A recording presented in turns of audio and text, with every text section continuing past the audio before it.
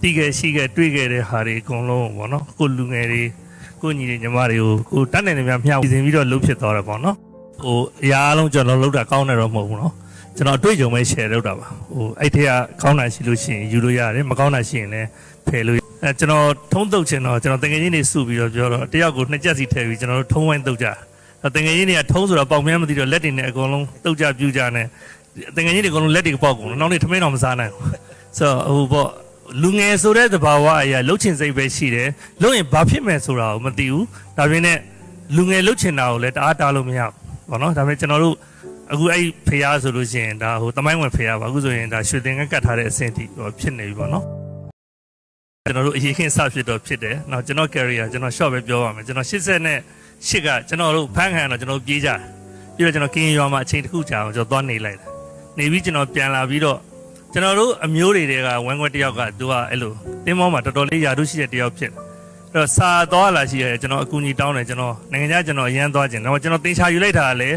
တင်ချာယူရင်ကျွန်တော်တင်းမောလိုက်ရမယ်ဆိုတာသိတော့ကျွန်တော် engineer လည်းဝါသနာပါတယ်မဖြစ်ခဲ့တော့တင်းမောလိုက်ရမယ်ဆိုပြီးကျွန်တော်စူးစမ်းပြီးတော့ကျွန်တော်တင်းမောလိုက်ဖို့သွားတယ်ဒါပေမဲ့passport တော့ရှောက်လို့ရတယ်သွားမယ်ဆိုတော့လေလက်မှတ်ခလည်းအကုန်လုံးကဆွတ်စုပေးတယ်ဝယ်လို့ရတယ်ဒါပေမဲ့သွားမယ်ဆိုတော့ပတ်စံလက်တဲ့80 80ပဲပါဒါနဲ့မထူးဆိုကျွန်တော်တို့ဆွန့်သွားစင်ကူရောက်တော့ Pal Center မှာအိမ်မယ်ဆိုတော့အထက်မှာအိမ်4ချက်အပြင်မှာအိမ်2ချက်ဆိုကျွန်တော်ပြင်မှာပဲအိမ်တယ်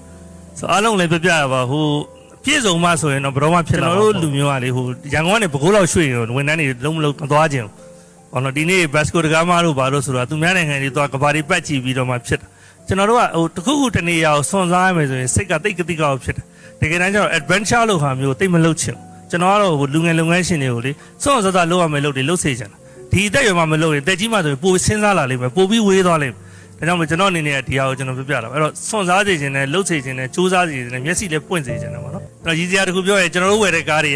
ရန်15,000လည်းရှိတယ်1,020လည်းရှိတယ်ဒေါ်လာ3,000လည်းရှိတယ်ဂျပန်သတ်မှတ်လိုက်တာနိုင်ငံခြားပို့တဲ့ကားတွေကိုပေါ့နော်ဒေါ်လာ600အောက်ကားပဲပို့ရမယ်အထက်ဆိုပို့လို့မယ်ကျွန်တော်ဝယ်ထားတဲ့ကားတွေအစီး50လောက်ရှိတယ်ကျွန်တော်တော့သွားပြီးမွဲပြီပေါ့ဟုတ်တော့ကြုံရတဲ့လူဆိုတာခက်ခဲတွေကိုလေဆိုတော့ကျွန်တော်အဲ့စိတ်ကမ်းမှာအဲ့ကားတွေကိုရှာတော့အလေးနဲ့ထားပြီးတော့အဲ့ကားအစီး50ထားပြီးဒီတိုင်းဆိုရင်မပို့ရတော့ရင်ပြန်ရောက်ရင်လည်းအဲ့မှာရန်1000တောင်ရမှာမဟုတ်အဲ့တော့ကျွန်တော်ဘာလုပ်လဲလို့မင်းဒါတော့ကောင်းတဲ့ဟာတော့မဟုတ်ဘူးဒါပေမဲ့စဉ်းစားမိတဲ့ဉာဏ်အောင်ပြောပြတာကာဆန်ကလာစစ်တဲ့နေကြတဲ့ကြောင်ဗမာပြည်မှာဝင်ဒေါ်လာ1000လောက်နဲ့ဝယ်လို့ရတဲ့မှန်ရှစ်မှန်အရန်ဈေးပေါ်တယ်လေတရားနှလုံးရှိရင်တစ်လုံးဖြုတ်ထားတယ်တစ်လုံးဝင်ထားတယ်ကားရှွန့်တုတ်ထားလိုက်တာကားကြည့်တယ်တော့ဂျပန်ကာဆန်လဲလာကြည့်ဟာဒီကားတွေဒီလောက်ဆုတ်တာဘာဒါသွားတာကောင်းတယ်ရန်6000မပြောတယ်ငါဆိုရင်200လောက်မပေးဘူးပေါ့နော်အဲ့နဲ့အဲ့ကားတွေ50သလုံး pass ဖြစ်သွားတယ်ဆိုတော့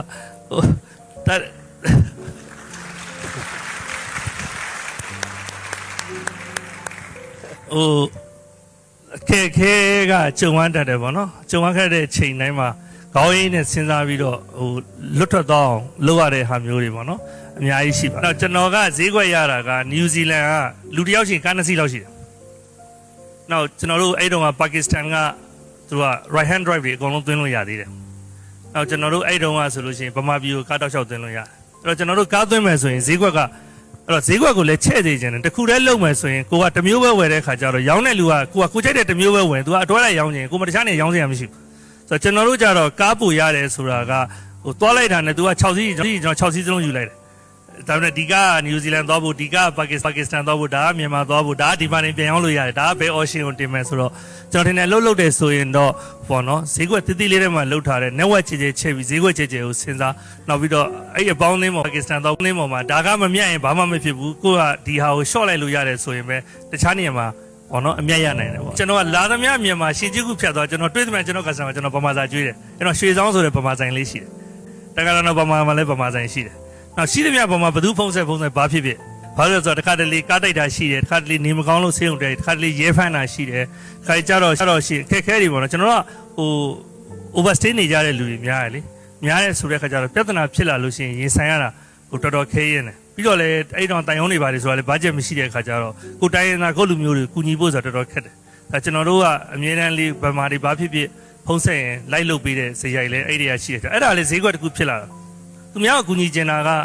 ကိုယ့်ရဲ့မိဖွဲ့ရင်းနဲ့ကိုယ့်ရဲ့ဈေးကွက်တစ်ခုဖြစ်လာတယ်ဆိုတာလေကိုမေ့မထားဖို့လို့အားကစားတာပဲဖြစ်ဖြစ်အမှုပညာလုပ်တာပဲဖြစ်ဖြစ်ပေါ့နော် network ကို expand လုပ်တယ်ဆိုတာအရန်ကောင်းတယ်လို့ businessman တွေအတွက် network မရှိဘာမှလုပ်လို့မရဘူး friend အပေါင်းအသင်းတိုင်းဝဲမရှိဘာမှလုပ်လို့မရဘူး isolate ဖြစ်တဲ့လူကကြံခဲ့မှာပဲနောက်ဆုံးတော့ကျွန်တော်ဒါလူငယ်တို့ပြောချင်တာစိတ်ရှည်ပါတီးခံပါအပေါင်းအသင်းများဝင်စားအောင်နေပါနော်အဲ့လိုမျိုးလူရလာရင် तू ကပို့ပြီးတော့ကျဲတဲ့ကျဲလာဟိုတအားကြီးပေါ့နော်တခြားဟိုတိတ်ကန်ကောင်းလို့ဖြစ်တဲ့လူတော့ကျွန်တော်ဥပမာတစ်ခုပြောရင်ကျွန်တော်တို့မြေသားလုပ်ငန်းလုပ်တဲ့တစ်ခုမှာကျွန်တော်ကားအစီး20နဲ့ဘယ်ဟို3စီးပို့ထားတယ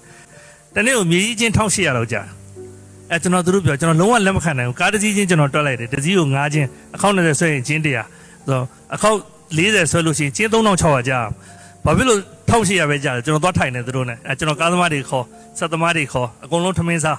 းငါတို့လုပ်ကြည့်ရအောင်မင်းတို့ဓာတ်တဲ့ပူပြီးတော့များအောင်လုပ်ရင်မင်းတို့လုပ်လို့ရတာမင်းဘာလို့လုပ်လို့မရမှာလဲဆိုတော့အဓိကတော့ဟိုခေါင်းဆောင်တွေအကုန်လုံးကလည်းကိုယ့်ရဲ့အောက်ခြေလုပ်သားအစားကို organize လုပ်ဖို့လိုတယ်ဟိုနော်ရှင်းပြောတော့ top management လောက်ပဲစကားပြောနေလို့မရဘူးတချို့ကအဲ့လိုထိတာမကြိုက်ဘူးဒါပေမဲ့လူသားတွေချင်းတူတူပဲဒီယာရုတွေဆိုတာလုပ်ငန်းသဘောတရားအရ institutionalize ရထားတာဆက်ဆံတဲ့အခါကျရင်တော့လူသားအားလုံးကအတူတူပဲလို့ပဲဆက်ဆံကျွန်တော်တို့ဆက်ဆံတဲ့အခါကျတော့တို့ကကျွန်တော်ကဆန္ဒရှိရပြောလိုက်ရင်တို့ကအလုပ်လုပ်ဖို့အစင်းနေမှာကျွန်တော်အဲ့တော့ဘာလုပ်လိုက်လဲဆိုတော့မြေကြီးတင်တဲ့နေရာကြီးမြေကြီးချတဲ့နေရာကြီးလမ်းဖြတ်တဲ့နေရာ3နေရာမှာဝေါ်ကီတော်ကီ3လုံးပေးထားလိုက်တယ်3လုံးပေးထားလိုက်ပြီးတော့တို့ပြိုင်ခိုင်းလိုက်တယ်ပြီးရင်မင်းတို့ခေါက်ရည်အများဆုံးကြတယ် PSC နဲ့တယ်ပြီးတော့မင်းတို့အဲ့ဒါကိုငါဆုချမယ်ပြီးရင်မနေ့ကမနေ့ကျရင်မင်းတို့ငါတို့ထမင်းတူတူစားမယ်ပြီးရင်အဲ့မှာတခါတည်းငါပေးမယ်မင်းတို့ပတ်ဆက်ဆိုတော့ကျွန်တော်တို့ပြောကျွန်တော်အဲ့ဒီမပြောင်းကျွန်တော်တို့နဲ့အတူတူအိတ်တယ်ကျွန်တော်တို့ရှိသွားရင်လည်းကျွန်တော်အဲ့ဖျားပွဲတွေဈေးတွေပါတယ်ရှိရင်တို့အတွက်အကျော်တို့တခြားခေါက်ဆွဲကျော်တို့စားတရားကျွန်တော်အကုန်ဝယ်သွားတယ်တို့နဲ့မှစားတယ်ကျွန်တော်မစားဘူးလမ်းမှာစားလဲကျွန်တော်မစားဘူးခိုးကြမှာအတူတူစားမယ်ဆိုတော့တို့ကလည်းတို့ကိုချင်းမြန်းသိတဲ့ခါကျတော့အလုပ်လုပ်တဲ့ခါမှာအန်အောစရာကောင်းတာက protection ကိုပြတာဒါပဲ protection ထွက်တယ် volume ကချင်း1800နေပြီး3600ထွက်တယ်ဆိုတော့ margin ကနောက်တစ်ဆထပ်ရသွားတဲ့သဘောပဲဒီ investment ပဲဒီ set ဒီကားပဲဒီလူပဲအဲ့တော့အချိန်ကိုတန်ဖိုးထားလိုက်တာရယ် skill ရယ် management ရယ် operation procedure ရယ်အကုန်လုံးစီးကောင်းဝင်ဆောင် adjust လုပ်လိုက်တဲ့အခါမှာခုနပြောတဲ့ COGS လည်းကျသွားတယ်ခုနကျွန်တော်တို့ production လည်းတက်လာတယ်အဲ့တော့ profit ပဲဆိုတော့ကြတော့ကျွန်တော်တို့ကဟိုပေါ့ profit လိုချင်တဲ့အခါမှာခုနပြောသလိုလူတွေကိုမစည်းရုံးမဲနဲ့ကိုလှုပ်ချင်တာကိုတေချာနားလည်အောင်ရှင်းမပြဘဲနဲ့ကျွန်တော်တို့သွားလို့မရဘူး။ company ပေါ်မှာ loyal ဖြစ်တယ်ဆိုတော့ယာတုကြီးတာနဲ့မဆိုင်ဘူး။ကျွန်တော်ဒီ Novotel Hotel ဝယ်တော့ကကျွန်တော်ကားသမားတယောက်ရုံးမှာ16နှစ်လောက်ရှိပြီမောင်း။အဲ့တယောက်ကကျွန်တော်ပြောတယ်ဒါမှငါတို့ဥက္ကဋ္ဌကွာဒါငါတို့ဥက္ကဋ္ဌဝယ်ထားသူ့စိတ်ထဲမှာပီတိတွေဖြစ်နေဒီကားသမားဒါကိုသူ့အနေနဲ့ pride တစ်ခုအနေနဲ့သတ်မှတ်တယ်။လူကသာကားသမားဆိုပေမဲ့ company ပေါ်မှာသူ့ရဲ့တစ္ဆာရှိမှုသူ့ company ပေါ်မှာတန်ဖိုးထားမှုကိုယ့်ရဲ့အလုပ်ရှင်ပေါ်မှာသူစေတနာထားတဲ့ဟာဆိုတော့ကြတော့သူကကိုင်းကျုံမိဂျုံကိုင်းမိပဲကိုယ်စေတနာထားရင်သူပြန်လာမှာဆိုတော့ကြတော့အဲ့တော့ကျွန်တော်တို့ကယာရုနဲ့မူတည်ပြီးတော့မှတစ္ဆာရှိခြင်းမရှိခြင်းနဲ့မဆိုင်ဆိုတော့အဲ့လို loyal ဖြစ်တဲ့လူတွေနောက်ပြီးတော့ကိုယ့် company ကိုချစ်တဲ့လူတွေကို trust လုပ်လို့ရတဲ့လူတွေအများကြီးရှိရတော့ company တွေအရင်ကောင်းတယ်ကျွန်တော်လည်းအချွေးတွေအများကြီးပါ debt to equity ratio က25 to 30% လောက်မှရှိတယ် margin ရဆိုရင်ဒီလို financing cost နဲ့ကျွန်တော်တို့ cover မဖြစ်ဘူးကျွန်တော်တို့ပြီးခဲ့တဲ့နှစ်ကဆိုရင်ဒါပွင့်လေးပြောရင်ကျွန်တော်တို့11 million လောက်ရှုံးတယ် mass group က financial sector ဘက်ကနည်းနည်းမြတ်တယ်ဆိုတော့အမြဲတမ်းအောင်မြင်နေတဲ့အစဉ်ပြေနေတို့ကျွန်တော်တို့ပြောလို့မရဘူးဆိုတော့ကြာဆုံးချိန်ရှိတယ်တက်တဲ့ချိန်ရှိတယ်မြင့်တဲ့ချိန်ရှိတယ်ဒါနဲ့ကိုကဟိုကိုခံနေရှိဖို့ပဲလို့လားကျွန်တော်လည်းအချွေးတွေအများကြီးပါဆိုတော့ကိုဘလို့သွားမလဲဘလို့ပုံစံစဉ်းစားမလဲကျွန်တော်ငယ်ငယ်တုန်းကဆိုရင်ကျမ်းပြင်မှာလဲအိမ်နေနောက်နေ့ငါဘာဆက်လုပ်ရမလဲဆိုတာမျိုးစဉ်းစားရတာမျိုးတွေအများကြီးကြုံမှုသလိုတင်းမောမှာလှုပ်ရှားတော့ကလည်းငါတကယ်လို့သာမရခဲ့ရင်ငါဘာဆက်လုပ်ရမလဲဆိုတာပြန်စည်းစရာလေရင်စကားအောင်မရှိဘူးရှင်းပြောရင်တော့ overstay နဲ့နေပြီးရင်ချိန်တန်ရိုက်ခံဒါပဲရှိရင်ရှင်း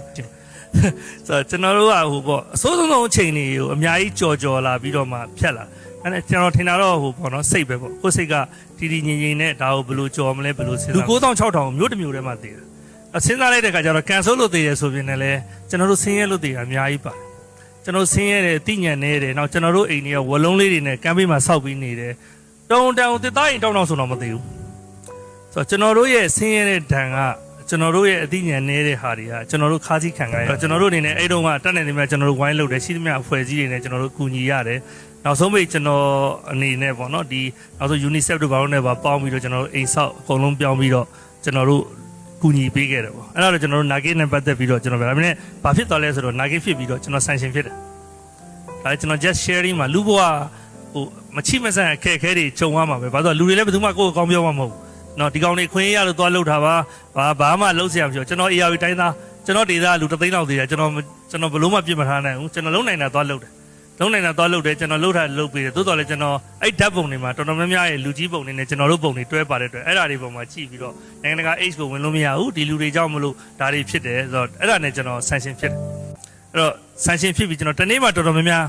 ကျွန်တော်အိတ်မပြောဘာလို့ကျွန်တော် international မှာကျွန်တော်ကအဲ့အချိန်မှာစဝင်နေပြီအဲ့တော့ sanction ဆိုတဲ့ဒဏ်နဲ့ international မှာ email မရှိအဲ့တော့ကျွန်တော်ကအားလုံးလည်းလူငယ်တွေကိုမှာစေချင်တာက business တစ်ခုလုပ်မယ်ဆိုရင်တော့ reputation မထိအောင်အမြဲတမ်းစူးစမ်းပါနောက်တစ်ခါ image ကိုလုံးဝမပြတ်စင်နဲ့ဖြစ်ခဲ့ရင်လည်းစိတ်မပြတ်နဲ့ပြန်တိဆောက်နော်ဘလို့ဖြစ်မရရအောင်ပြန်တိဆောက်မထူးကွာဖြစ်ချင်တာဖြစ်ဆိုတာမျိုးအင်ဂျီဖြူတစ်ထဲကိုမမဲအောင်ထိမ့်ဝင်တအားခက်တယ်မဲကျင်လွယ်လွယ်လေးဆိုတော့အဲ့ကိုကထိမ့်သိမ်းရမယ့်ဟာတွေအကုန်လုံးရနိုင်တဲ့များထိမ့်သိမ်းရနိုင်တဲ့များလို့ကျွန်တော်အနေနဲ့ပြောတာတော့ reputation ကောင်းအောင်လုပ်ဖို့ဆိုတဲ့ဟာမှာကိုဘလောက်ကောင်းအောင်လုပ်ပြနေလဲ condition ကအခြေအနေမပေးဘူးဆိုရင်လည်းမရဘူးဆိုတော့ဒါပေမဲ့ကျွန်တော်ကတော့ညီညီမတို့ပြောချင်တာကတော့ဘတော့ဖြစ်နော်ကျင့်ဝတ်သိက္ခာနော်နောက်တစ်ခုကတော့နာမည်ဘရောမှပါမသွားစေနဲ့